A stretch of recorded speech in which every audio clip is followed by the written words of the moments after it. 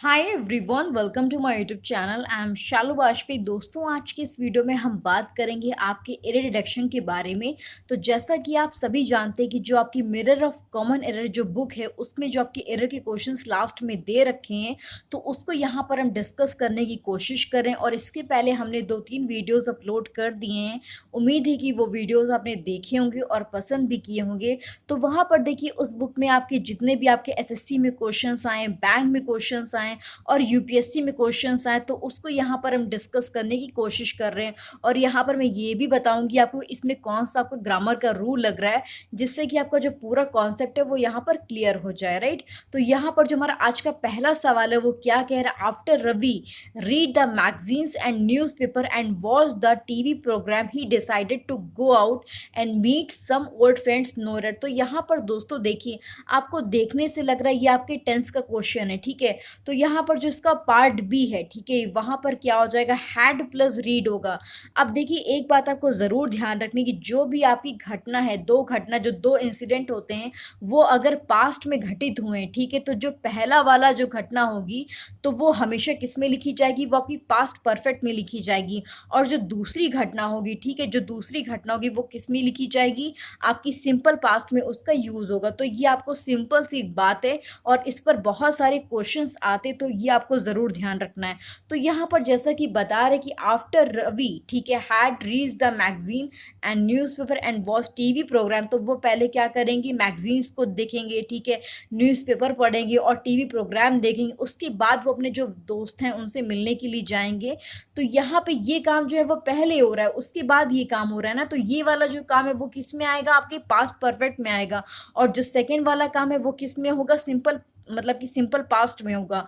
जैसे हम एग्जांपल समझ सकते हैं कि after he reach the station the train started.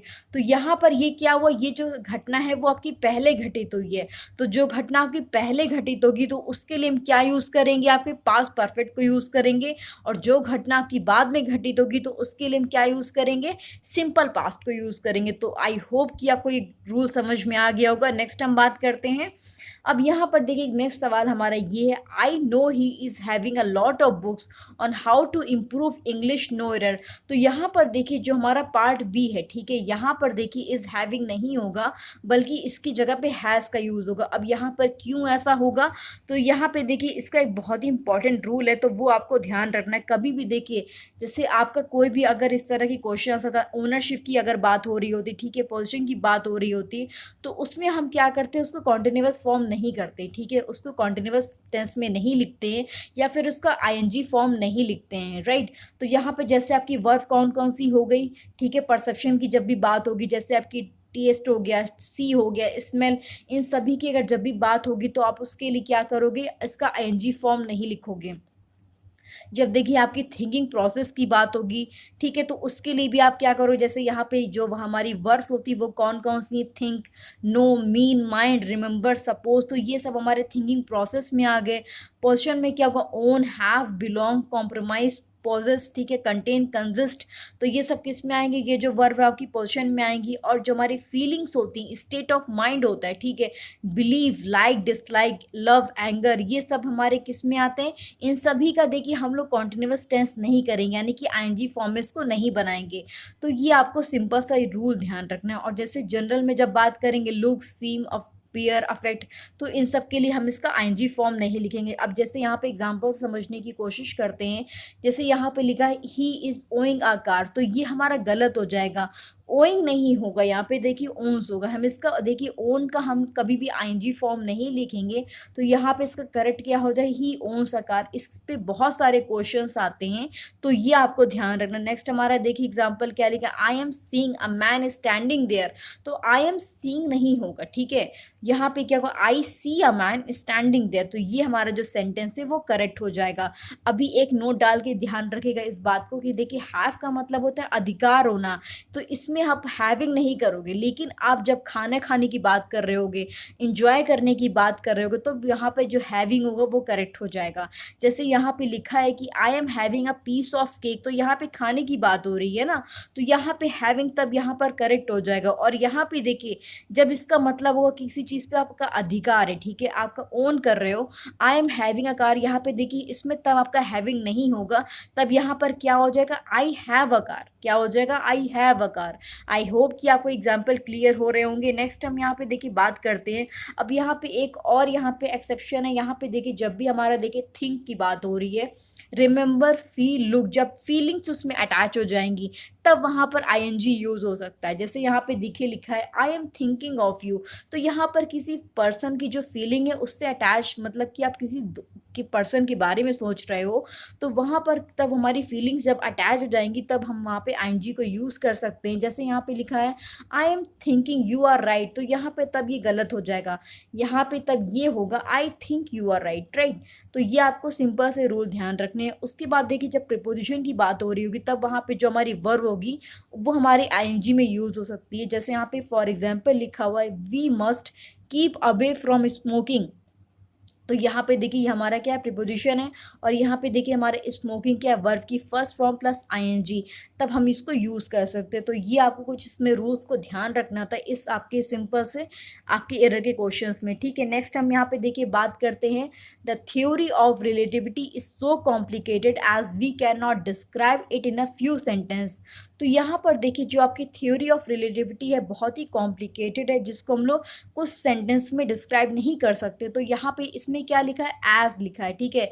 यहाँ पे देखिए, यहाँ पर देखिए एज की जगह पे किसका यूज होगा, दैट का यूज होगा, ठीक है। यहाँ पर जो एज है उसकी जगह पे दैट का यूज होगा। यहाँ पे जो आपका कंजक्शन होता है, ठीक है, यहाँ पे जो इसका सही फॉर्मेशन क्या होता है, सो दैट होता है, ठीक है। इसका मीनिंग क्या होता है, इतना की, ठीक है। इसका मीनिंग क्या होता है, इतना की। जैसे कि एग्जाम्पल समझते हैं हम लोग, he is so poor that he can not buy even a pen, मतलब कि वो इतना गरीब था कि वो एक पेन को भी नहीं खरीद सकते थे, ठीक है। तो यहाँ पे आपको ये बात ध्यान रखनी है। यहाँ पे देखिए क्या आ रहा है, सो आ रहा है, ठीक है। उसके बाद यहाँ पे जो आगे सेंटेंस लिखा है वो क्या लिखा है, दैट लिखा है। तो ये आपको सिंपल सी बात ध्यान रखनी है, कभी भी आपका सो आएगा उसके बाद आपको ध्यान रखना है कि आगे क्या लिखा जाएगा, तो वो हमारा क्या होगा, दैट होगा, और इसका मीनिंग क्या होता है, इतना की होता है, राइट। तो ये आपको सिंपल सी बात दोस्तों ध्यान रखनी है। अब यहाँ पे देखिए सो दैट की जगह पर हम ये भी यूज कर सकते हैं टी डबल ओ, और उसकी जगह पे दैट की जगह पे टू यूज कर सकते हैं। तो वो आपके सेंटेंस के अकॉर्डिंग होगा।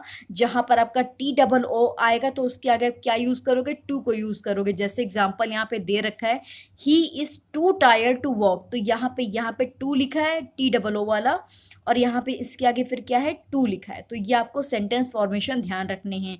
फिर हम नेक्स्ट यहाँ पे बात करेंगे। यहाँ पे देखिए जो हमारा नेक्स्ट सवाल है वो यहाँ पे ये है, a cell is the smallest identifiable unit of life and can not be seen with a naked eye. तो यहाँ पर देखिए जो हमारा सही इसका एक्सप्रेशन होगा वो यहाँ पे इसकी पार्ट डी में है।